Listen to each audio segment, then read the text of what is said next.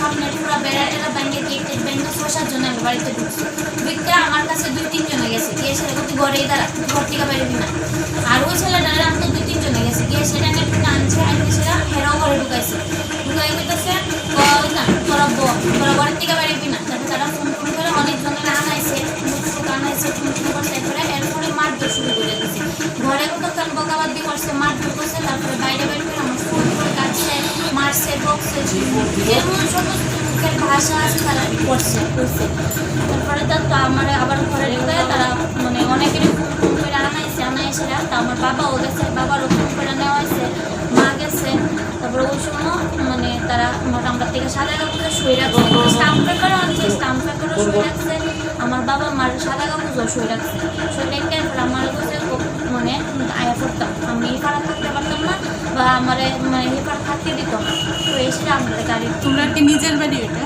আচ্ছা আমার হাজবেন্ড কই আছে আমার হাজবেন্ড বাড়িতে না কই আমি ঠিক করতে পারি না আমি ওইখানে তোমার লগে কথা হয়েছে না বলতে ওই দিকটা মানে আসলো বাড়িতে আইসে পরে তো আমার তো থানা মানে জনগণ থানা তো গেছি পরে আমি মানে প্রথম ভিডিও করে আসছি থেকে আমি কেস করতাম না ভাবছি কেস করতাম না বাবা র চাকরি করে কেস করলাম মনে তারা অনেকভাবে বুঝাইছে পরে কেস করছি তো পুলিশে বুঝাইছে পরে তার স্বামীও বুঝে কেস করতাম পরে তাই নিয়ে বুঝে সেদিন তো উঠে গেছে বলে কি করে তাই জীবনে ম্যাডামের কাছে ফোন করতাম ফোন করো ফোন করে জিজ্ঞেস করো হ্যাঁ এসে না গেলে তুমি মানে আমি জিজ্ঞেসটা করতো তো স্বামী বলছে আমি বলে আরে ফাঁসাইছি তুমি আমার নাম দিছো বলে মানে তুমি না দেখবি বুঝছে আমার নাম দিছো কেন আমি ভিতরে বুঝি তার নাম দেখি তুই আমার ফাঁসাইছো কেনিকা আমি ব্যাপারে নেই তারপর থেকে আমি কথাবার্তা করি স্বামীর লোক মানে পরে তার ওসিরে ফোন করছি খাতার বুঝলাম তানি বলছে তুমি আর ওর সাথে কথাবার্তা করো না জাদু আমরা দেখো হেরে আমরা ডাকে জিজ্ঞেস করো তুমি আর লোকের কথাবার্তা করো না হেরে আমরা দেখতেছি তো আমি আর ঘটনাটা ঘটেছে গত 1 মে যতটুকু আমরা ওনার মুখ থেকে জানতে পেরেছি উনি বলেছেন যে উনি ঘরে কাজ করছিলেন ওনার স্বামী তখন বাড়িতে ছিলেন না কাজে গেছিলেন হঠাৎ করে একটা ছেলে নাকি ওর পাশের বাড়ির ধুম করে একটা আওয়াজ শুনেছে ছেলে কি আছে কি না ও বলতে পারে না কিন্তু পাড়া প্রতিবেশী কিছু লোক ওনার বাড়িতে ঢুকে যায় এবং ওনাকে বেধড়ক মারধর শুরু করে ঘর থেকে টেনে হিঁচড়ে বের করে এবং ওনারা নাকি বলেন যে ওই মহিলার সাথে ওই ছেলেটার কোনো অবৈধ সম্পর্ক আছে। এইসব বলে ওর চুল কেটে দেয়, ওকে চুল মুখে কালি টালি মেখে নাকি ওরা ফটো টোটো বাজে অবস্থায় ফটো টোটো তুলে ওদের মোবাইলে সেভ রেখেছে এবং ওদের থেকে সাদা কাগজে ওরা সই নিয়ে ওদের মা বাবাকে ডাকা, ও মেয়েটার মা বাবাকে ডাকা হয়েছে, ওর স্বামীকে ডাকা হয়েছে, ওর বাবাকেও নাকি ওরা মারধর করেছে। তো ওদের মেয়েটার থেকে সইও রেখেছে যে, এবং মেয়েটাকে এও বলেছে যদি পুলিশের কাছে যায় তাহলে ওরা এইসব ছবিগুলি সোশ্যাল মিডিয়াতে ছেড়ে দেবে। তো যেই ভয়ে মেয়েটা পুলিশের কাছে যেতে চায়নি, কিন্তু এলাকার থেকে খবর মানে গার্জিয়ানদের চাপে পড়ে এবং শুনেছি এলাকার এমএলএও নাকি রতন চক্রবর্তী ওকে সাহায্য করেছে। তো কাকে? এই মেয়েকে আচ্ছা। যে বলেছে যে তুমি যাও, পুলিশ আইনের সাহায্য নাও তুমি। ও 3 তারিখে কেসটা ফাইল করেন এবং আমরা বোজ্জংনগর থানাতেও আমরা ভিজিট করেছি।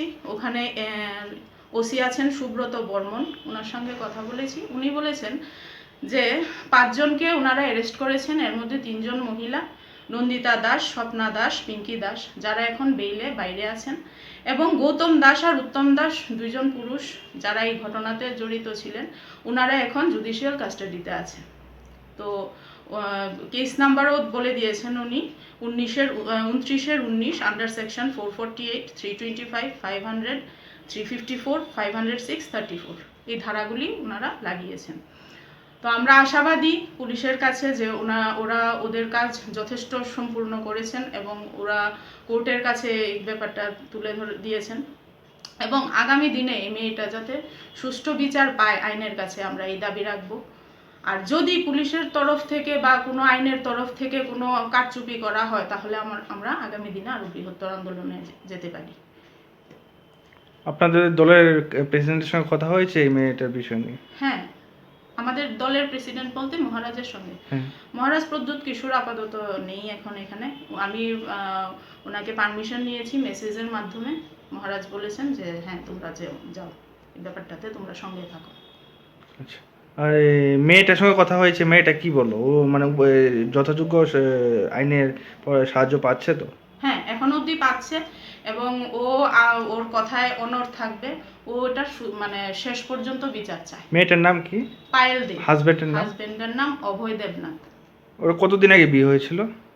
ওদের কতদিন আগে ঠিক আমি সেটা শিওর না, কিন্তু ওদের একটা 6 বছরের বাচ্চা আছে, ছেলে। কি লাভ ম্যারেজ হয়েছিল? হ্যাঁ, লাভ ম্যারেজ হয়েছে। বর্তমানে মেয়েটা কোথায় আছেন? বাবার বাড়িতে, বৃদ্ধিনগর। ওর বাবার নাম উত্তম দে। আপনার নাম?